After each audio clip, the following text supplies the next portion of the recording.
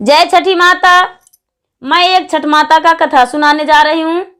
इस कथा को पूरा सुनिए और रहस्य जानिए। आधी नहीं, आधी सुनने में छठी माता का अपमानित होती है और पूरा सुनने में ज्ञान होती है। इसलिए कथा को पूरा सुनिए और रहस्य जानिए। जय छठी माता। जो छठी माता का कथा सुनते हैं, चाहे पुरुष हो या महिलाएं हो, जो भी नर नारी सुनते हैं, उन्हें सुख शांति मिलती है, पुत्र की प्राप्ति होती है, लंबी आयु होती है और घर में सुख शांति मिलती है, लक्ष्मी की प्रवेश होती है। तो प्रेम से बोलिए छठी माता की जय, सूर्यदेव की जय। बहुत पुराने जमाने का बात है। प्राचीन काल में एक ब्राह्मण थे और उनकी पत्नी थी। उनका संतान नहीं होता था। वो जो ब्राह्मण थे, वो सब देवता देवी का पूजा करते थे, लेकिन उनका संतान नहीं होता था। तो उनकी पत्नी ब्राह्मण से ज्यादा दुखी रहती थी। उनको लगता था कि यदि मेरा संतान नहीं होगा तो मेरा सहारा कौन बनेगा। मेरा सहारा कोई नहीं बनेगा और हम कैसे करके अपना प्रतिपाल करेंगे। मुझे बहुत बुढ़ापे में दुख होगा। ऐसा कह के किसी के साथ भी वो रो जाती थी। ऐसा ही करते करते वो ब्राह्मणी का विवाहित जीवन हुआ। 12 साल बीत गया, लेकिन उसका एक भी संतान नहीं हुआ। जब संतान नहीं हुआ तो उसको पड़ोस के लोग छठ किए थे। तो इस ब्राह्मणी को बोले कि आप तो कभी लोग अर्घ देने जाते हैं तो आप जाते ही नहीं हैं, चलिए आप भी चलिए घाट पे, मेरे साथ चलिए और भगवान से मन्नत कीजिए। आपका भगवान जो हैं वो जरूर देंगे संतान की प्राप्ति, आप चलिए। ये जो थे लोग, वो ब्राह्मणी तो बोले कि यदि जाएंगे तो मेरा जो पंडित जी हैं वो नाराज हो जाएंगे, क्योंकि वो कथा सुनाने जाते हैं घाट पे और हम भी जाएंगे तो गुस्से हो जाएंगे। ये जो पड़ोस के थे वो बोले कि चलिए, आपको पंडित जी के सामने हम इस बात को रखेंगे और आपके बारे में कहेंगे कि इन्हें हम बुलाने आए हैं घाट पर ले जाने को लिए। जो पड़ोस वाली थी वो बोली, पंडित जी आप परियायन जी जा रहे हैं, हम छठ किए हैं तो घाट पर जाएंगे, सूप देने को लिए हम इन्हें बुलाने आए हैं। मेरा घर में कोई नहीं है, इसलिए जाएंगे। इनके लिए हम भगवान से मन्नत मांगेंगे, इनका संतान की प्राप्ति के लिए। ये जो ब्राह्मण थे वो बहुत खुश हो गए और कहने लगे, हाँ हाँ ले जाइए, इन्हें तो हम बहुत बार कहे कि जाया करो, लेकिन ये जाते ही नहीं है। ठीक है ले जाइए। ये जो ब्राह्मण कह दिए तो ये जो ब्राह्मणी थी पंडित यायन जी, तो ये भी बहुत खुश हो गए। इन्हें भी लगा कि हमें जाना चाहिए। ये वो अपने पड़ोसन के साथ गंगा के घाट पे चले गए। वह सारी लोग अर्घ दे रहे थे। ये जो परियायन जी थे वो कभी अर्घ देते नहीं देखे थे। उन्हें पता नहीं था कि कैसे छठ माता का पूजा होती है। ये इनसे बोली कि हम कभी नहीं देखे थे, पहली बार आज आए हैं, अब कैसे करके भगवान से मांगना है वो आप ही मेरे तरफ से मांग लीजिए। वो जो पड़ोसन थी वो बोली कि हे छठ माता,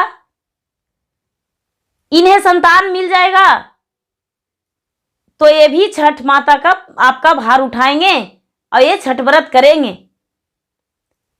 ये जो ब्राह्मणी थी वो भी बोली कि हे छठ माता, हे सूर्य देव, यदि मेरा संतान का प्राप्ति हो जाएगा, मुझे संतान हो जाएगा तो हम छठ व्रत करेंगे, आपका भार उठाएंगे, हमें संतान दे दीजिए। ये जो भगवान थे इसका स्वीकार लिए, इसका प्रार्थना को पूरा किए। माता छठी थे वो भी सोचे कि नहीं, हम किसी को निराश नहीं करते हैं, तो इसे हम कैसे निराश कर सकते हैं, इसे हम पुत्र देंगे। छठी माता अपना हाथ उठा दिए, इस पर आशीर्वाद दे दिए। इस ब्राह्मण गर्भवती रह गई। कुछ दिन के बाद गर्भवती रह गई और 1 साल होते होते उसका पुत्र का प्राप्ति हो गया। घर में पुत्र हो गया। जब पुत्र हो गया तो ये जो ब्राह्मणी थी वो पुत्र में ही लिपट गया और सारी मन्नतें भूल गई। इसके मन में कुछ भी नहीं चला कि हम कहाँ गए थे, कहाँ कहे थे जो मेरा संतान का प्राप्ति हुआ है। ये भूल गई, अपने लाड प्यार बच्चा में के देने में सारी चीज भूल गई। बच्चा धीरे धीरे धीरे धीरे धीरे धीरे बड़ा हो गया। बड़ा हो गया, शादी के योग हो गया। जब शादी के योग हो गया तो ब्राह्मणी का सारे लोग कहने लगे, उनके रिश्तेदार, पड़ोस के लोग, गांव के लोग, सभी लोग कहने लगे कि आपका बेटा जो है वो तो बड़ा हो गया है, इसे शादी कर दीजिए। पढ़ाई लिखाई तो सारा दिन चलते ही रहेगा, लेकिन शादी कर दीजिए। तो पहले के जमाने में 20 साल और 25 साल का लड़का और लड़की का शादी नहीं होता था। 8 साल, 10 साल, 5 साल, 6 साल ऐसे करके बच्चे को शादी कर देते थे लोग। तो मानिए कि ब्राह्मण का जो पुत्र थे वो 10 वर्ष का हो गए थे। ब्राह्मण देवता भी सोचे कि मेरा पुत्र शादी का योग हो गया है, इसको शादी कर देंगे। तो शादी कर दिए। शादी कर दिए, शादी के लिए बात फैला दिए और शादी पक्की हो गया। ब्राह्मण देवता बारात लेकर गए शादी करने को लिए। जब ब्राह्मण देवता शादी करने के लिए बारात लेकर गए तो शादी करके लौट रहे थे। शादी करके लौट रहे थे तो एक सूर्य देव का मंदिर था। सूर्य देव का मंदिर था, वहां पे एक कुआं था। ये जो ब्राह्मण का पुत्र था उसे बहुत जोरों से प्यास लग गया। प्यास लग गया तो वो बोला कहार से कि भैया इस कुएं के पास यदि डोली रख देते तो बहुत अच्छा था, हम पानी पी लेते। वो जो कहार थे वो बोले कि ठीक है, आप भी पी लीजिए पानी, हम भी पानी पी लेंगे। वो कहार भी वहां पर डोली रख दिए और डोली रख के और पानी भरने लगे। पानी भरने लगे और वो जो ब्राह्मण का पुत्र थे वो बोले कि हम थोड़ा आते हैं, 2 मिनट में घूमकर। क्रियाकर्म करने चले गए। क्रियाकर्म करने चले गए, आए, क्रियाकर्म करते करते उनका पैर में नाग डस लिया।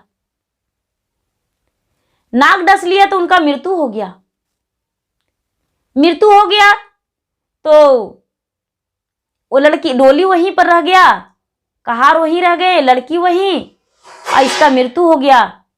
तो ये तो पूरा शौक गए और कहने लगे कि अरे, चारों कहार जो थे वो बोले कि अरे ब्राह्मण का पुत्र का मृत्यु हो गया,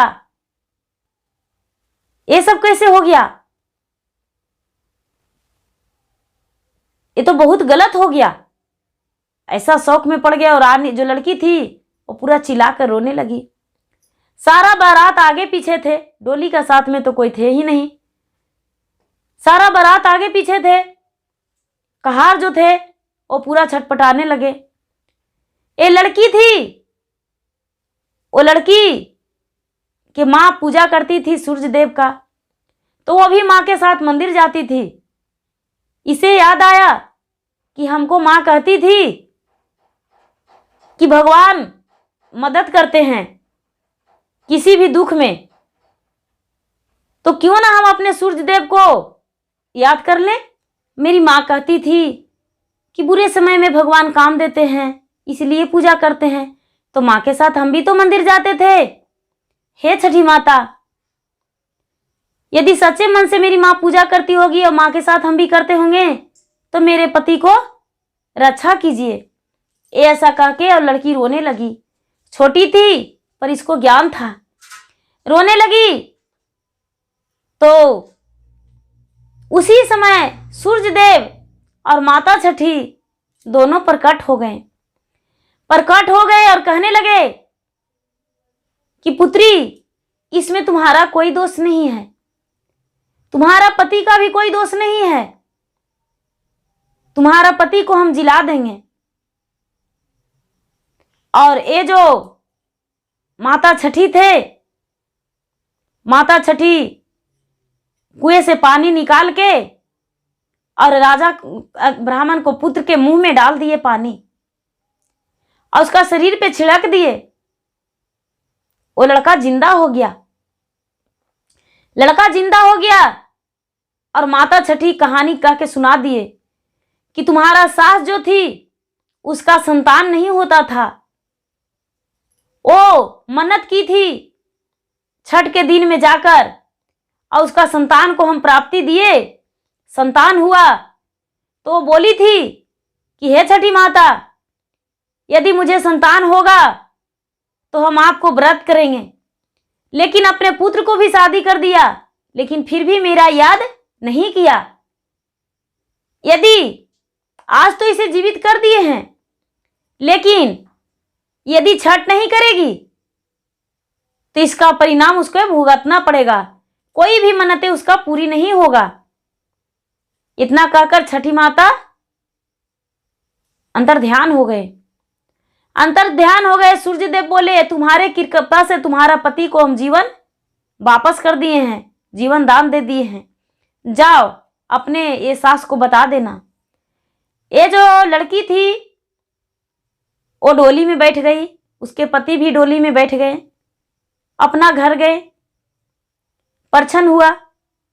जब परछन हुआ तो उसको जो सास थी बोली अपनी लड़की कि माता जी, आप इनके लिए कभी कोई मन्नतें किए थे?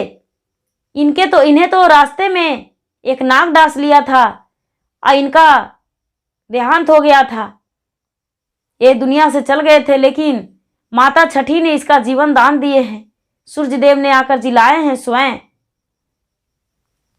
ये जो सास थी वो बोली कि बहू, ये सब मेरे गलती के कारण हुआ, हमने ही मन्नत किए थे कि हम छठ करेंगे, मेरा पुत्र का प्राप्ति होगा तो, लेकिन हम भूल गए। लेकिन आज से हम वचन देते हैं कि हम छठ करेंगे और बहुत धूमधाम से करेंगे और बहुत अच्छे से करेंगे। जब कार्तिक मास आया तो दोनों सास और बहू दोनों मिलकर माता छठी का व्रत रखी। माता छठी का व्रत रखी, सास की छठ और बहू ने सास को मदद की सारी काम में। सास ने धूमधाम से नहाई खाई किए, खरना किए, छठी माता का अर्घ दिए और पारण भी किए। और उस दिन से ये जो ब्राह्मणी थी वो छठी माता का व्रत करने लगी।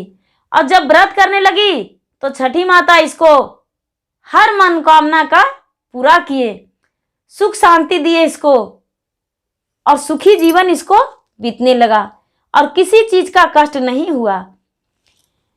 ये छठी माता का व्रत करके और धन धान हो गई, इसके घर में सब कुछ का प्राप्ति हो गया, इसका सुहाग अमर हो गया, इसका जो पुत्र था वो भी उसका लंबा आयु हो गया।